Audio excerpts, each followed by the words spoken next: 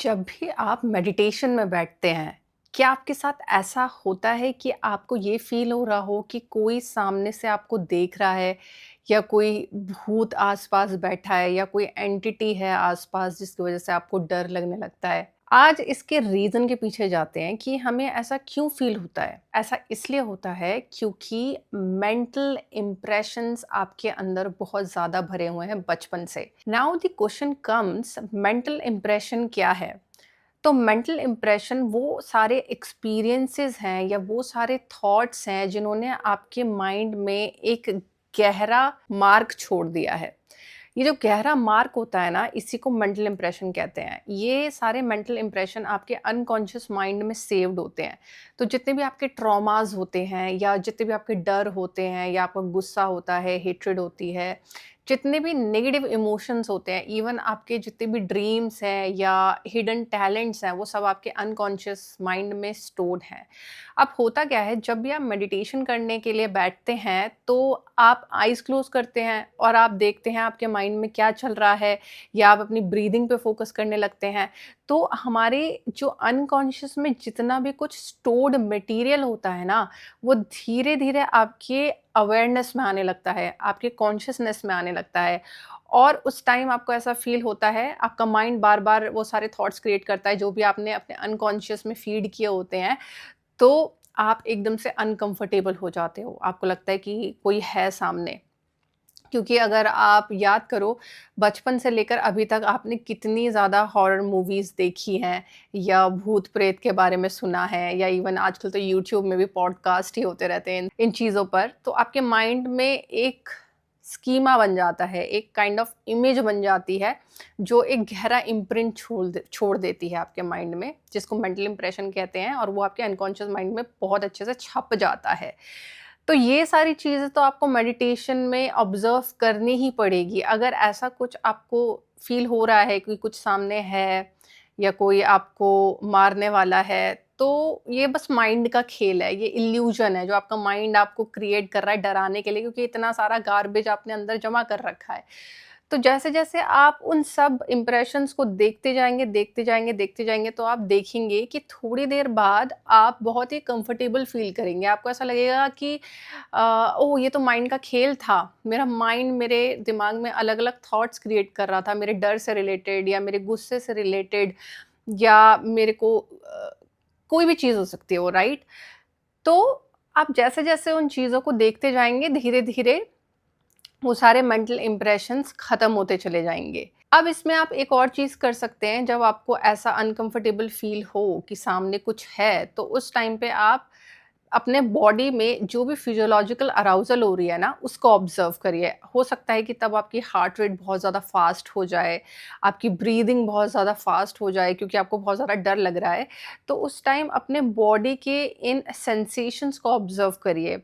जैसे ही आप ऑब्ज़र्व करेंगे, आप देखेंगे कि वो सारी सेंसेशंस एकदम नॉर्मल हो गई हैं और जब वो नॉर्मल हो जाए, तो वापस से अपना फ़ोकस करिए ब्रीदिंग पे या माइंड में चल रहे थॉट्स पे, जो भी कुछ चल रहा है, ओके?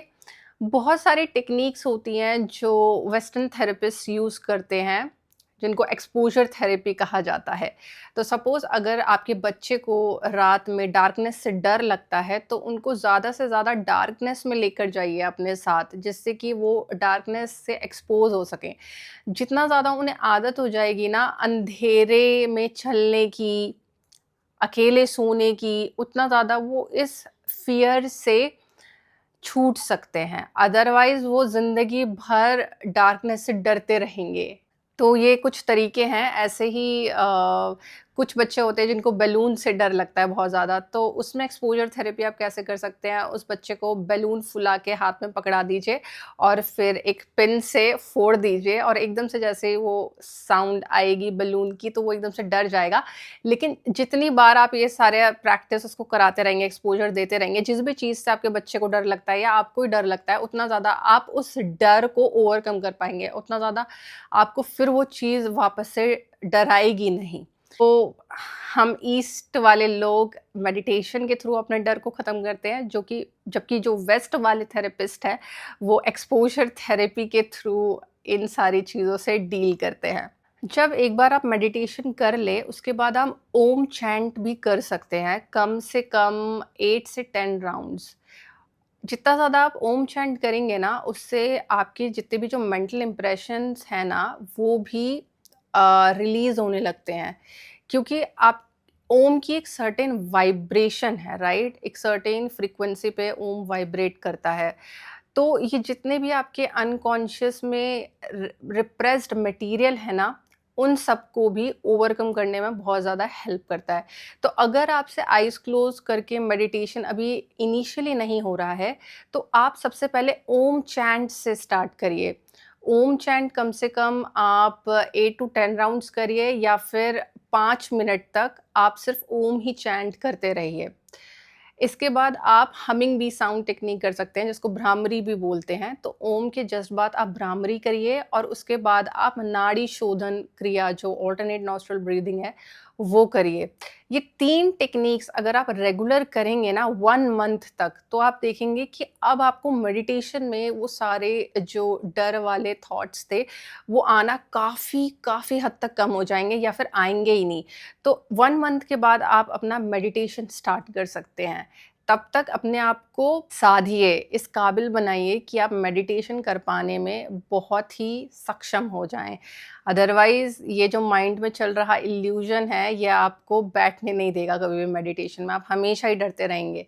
जब मैं विपश्यना करने गई थी अपना फर्स्ट शिविर, तो वहाँ पर भी मेरे को बहुत सारे ये डर वाले थॉट्स आने लग गए थे ऊपर अवेयरनेस में।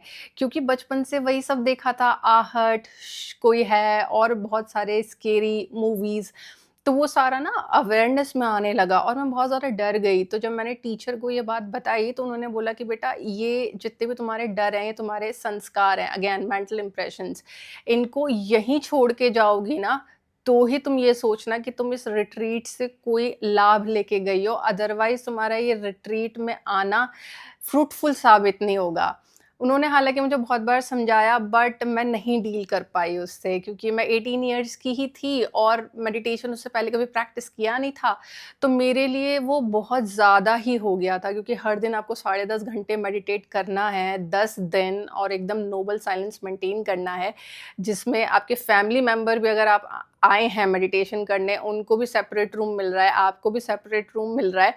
तो मैं बहुत ज़्यादा डर गई थी।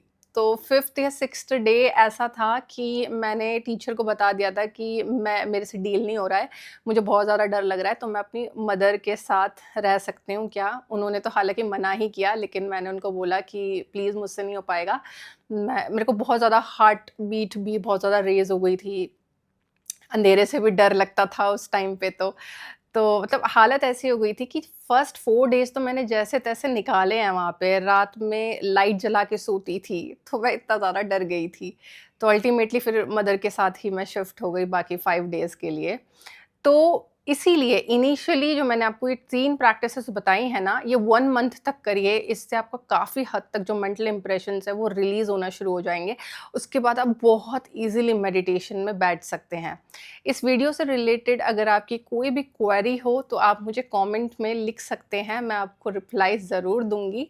और मेरे नेक्स्ट वीडियो में मैं बात करूँगी कि कैसे आप कुंडलिनी शक्ति को अच्छे से जान सकते हैं और कैसे उसको जगा सकते हैं। मैं प्रैक्टिसेस तो नहीं बताऊँगी, लेकिन जो भी लोग किसी गुरु के अंडर में इसे कर रहे हैं कुंडलिनी प्रैक्टिसेस को, मैं उनको एक वे ज़रूर बता दूँगी कि कैसे वो इसको अच्छे से बिना किसी हार्म के जगा सकते हैं।